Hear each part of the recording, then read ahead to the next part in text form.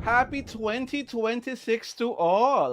This is Alwad Ignacio, the diva that you love, together with Miss Makawaring Ultra Maldita, Hi, this is Alex Brosas. and welcome to the very first show of the Kitty Show, this 2026. So, Mare, before we even start talking about what's happening for 2026, ilang organic subscribers na ba tayo as of January? Naku, malapit to sa 15,000. I'm praying. 14,957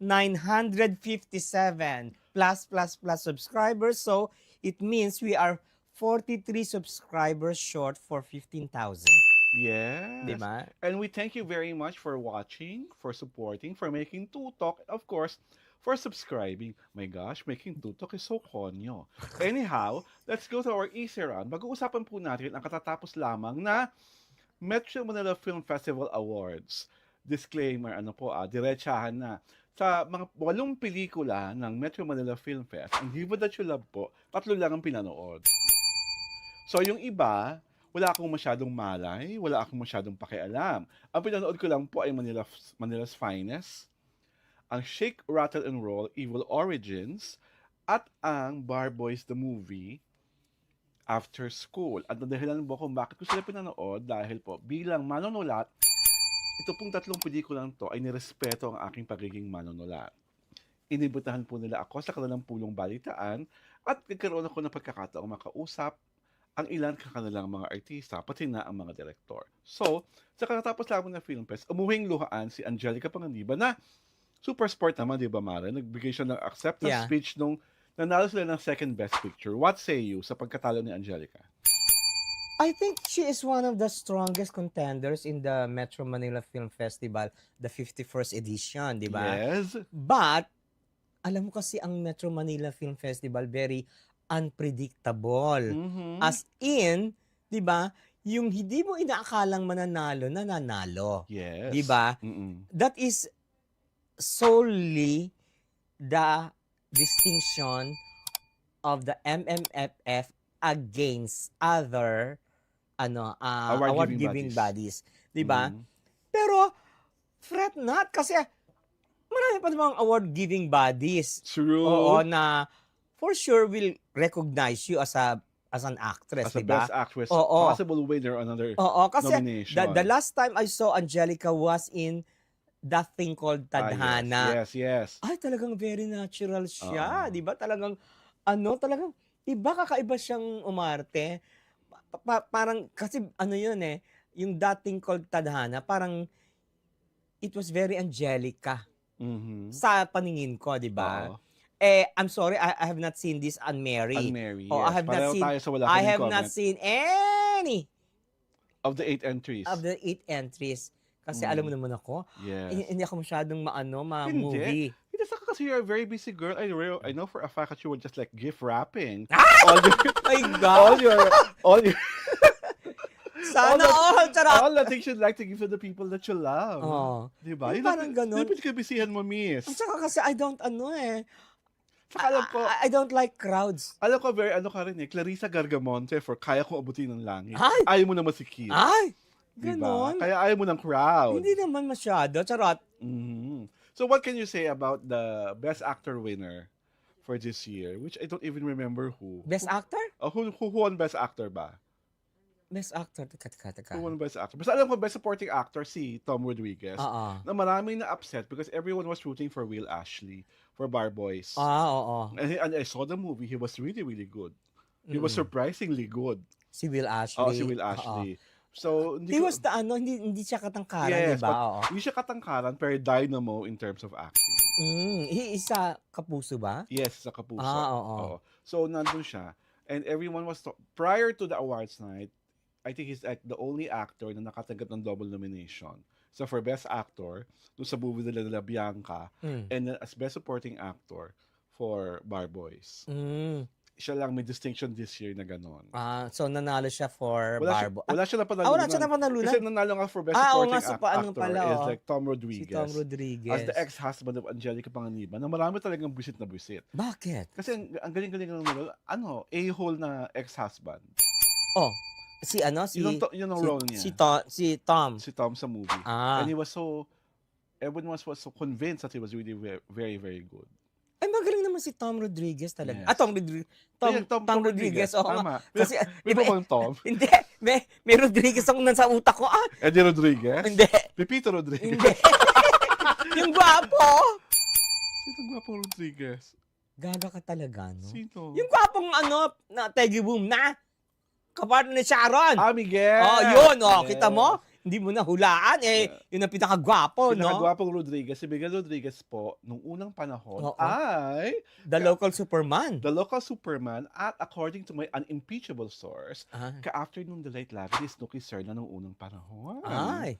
Ang Diba? taray. Parang, Unimpeachable source. parang may trivia. gusto mo sabihin ko kung sino ang kung sino ang ang alin? ang nagkwento sa iyo. Wag na. Wag na. Kakapanood ko lang ng movie noon. Well, ang sa akin lang, masaya lang ako na sabi nila, all the movies are doing well as far as the film is concerned. Yung pala ang best actor. Nakalimutan ko agad. Si Vice Ganda. Aray ko. Sobrang husay niya. Nakalimutan ko agad. Siya pala Oo nga. ang best Ano pala actor. siya, tawag dito, she holds a distinction na, He holds the distinction. he holds, oo. Ayaw mo ng pronoun yung she? Kasi Vice is comfortable with whatever pronoun. Okay. Or if you want to call her she. Kasi parang, it defeats the purpose of she being she. Tapos best actor. Diba? May nanalo din ganun, di ba? Diba? Oh, di ba? Best actress talaga, Day. Oh. Well, what I'm trying to say is, best actor. So, kapag best actor, ang pronoun, Ay, he. Huwag na natin ipilit yung mga, kunyari, tama-tamang pronoun na yan. Dahil palokohan yan. So, sobrang galing pala ni Vice sa Call Me Mother, nakalimutan ko agad na siya ang best actor. Oo nga, nawala din sa utak ko. Diba? So, it means, yun lang. Aray ko. Diba? Ako, isa pang gusto ko ipunto, every year, the MMDA is always unfair to the rest of the movies na hindi talaga box office draws. Maski na from the very beginning, hindi naman equally divided yung Diba? yung sinehan So, kailangan talaga, dapat, kung gusto niyong manalig kami na patas ng laban at competition, dapat lahat ng X number of cinemas sa buong Metro Manila, i-divide nyo by 8. At ibigay nyo equitably. They are proud sa mga ginagawa nila. Hindi. Na yun hindi nga. equitable yung Hindi, yun nga. Kaya nga pinamamukha ko sa kanila, hindi equitable ang ginagawa nyo. Baka tanda na kayo, wala pa kayong pinagkatandaan. Diba? Diba? Sa kayo nakakita na yung unang-unang pelikula pala, paano hindi magiging box office film ni Vice? Unang sigwada pa lang, binigay nyo agad ng 175 cinemas. As against? Against all the others na nakakakulan ng 73, 60, Ganon? 61, 81. Tapos ang next biggest na binigyan nyo ng malaking number of cinemas, Shake, Rattle, and Roll Evil Origins. What we're trying to point is, this is a festival, it is a competition. So sana, sundin nyo yung ginagawa ng ibang festivals. Ay, may bago ng di ba? Si MMDA chairman, Torre, di ba? Well, I don't know if there's going to be changes next year. But for this year, and for the many years prior to this, lagi pong ganun ang ginagawa niyo. Di ba parang, Parang, so walang fairness, sense of fairness. Mahinga naman Diba? kayo sa mga film festivals tulad ng Cinemalaya, Sining Maynila, Q Cinema, at kung ano pang festival. Sa lahat, equally equally divided. distributed ang mga sinihan. So, paano kaya every time a movie of Vice Ganda becomes number one, I always believe it's debatable simply because ikaw may pinakamaraming sinihan eh. Kasi, Doon palang panalo ka na. Kasi parang they make it appear na siya lang ang viable entry for box office. Yun nga.